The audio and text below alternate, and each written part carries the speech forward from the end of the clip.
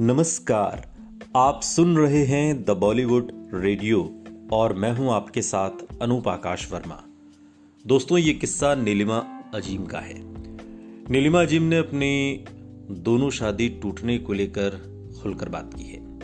Actress Nilima अजीम ने अपने रिश्तों के टूटने की वजह बताई और कहा कि मेरे 2 बेटे हैं। शाहिद कपूर के जन्म के 3 साल बाद साल 1984 में उनकी मां नीलिमा और पिता पंकज कपूर के बीच संबंध खराब हो गए थे, जिसके बाद दोनों अलग हो गए और फिर दोनों ने अलग अलग लोगों से शादी की।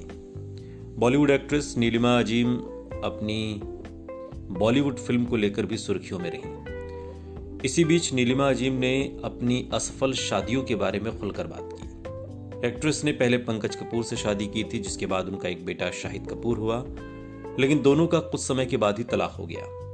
फिर उसके बाद नीलिमा ने राजेश खट्टर से शादी की, जिससे उन्हें एक बेटा हुआ, ईशान खट्टर। एक इंटरव्यू के दौरान नीलिमा ने बताया था कि मेरी पहली शादी पंकज से हुई थी।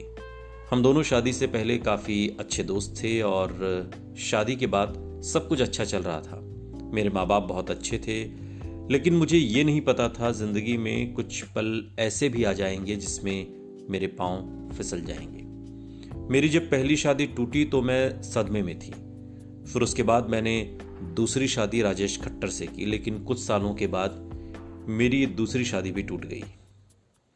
नीलिमा आगे बताती हैं कि अब मुझे ऐसा लगता है कि मैं अपनी दूसरी शादी को बचा सकती थी, लेकिन इस पर और ज्यादा कंट्रोल, ज्यादा लॉजिक और सेंस होता तो। मेरे साथ जो भी घटा वो उन दिनों घटा जब मैं अपना करियर बनाने के लिए मुंबई आई थी, लेकिन बहुत से लोग अपनी शादी को चलाने के लिए काफी झुक जाते हैं। मेरे जीवन के सफर में मेरे 2 प्यारे बेटे शाहिद कपूर और ईशान खट्टर हैं।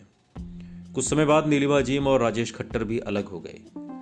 राजेश खट्टर से संबंध टूटने के बाद नीलिमा ने एक और शख्स से शादी की, लेकिन वो शादी भी ज्यादा दिनों तक नहीं चली। अब वो अकेली हैं और राजेश खट्टर ने एक दूसरी महिला से शादी कर ली है। वहीं दूसरी ओर पंकज कपूर और सुप्रिया पाठक का रिश्ता मजबूती से कायम है।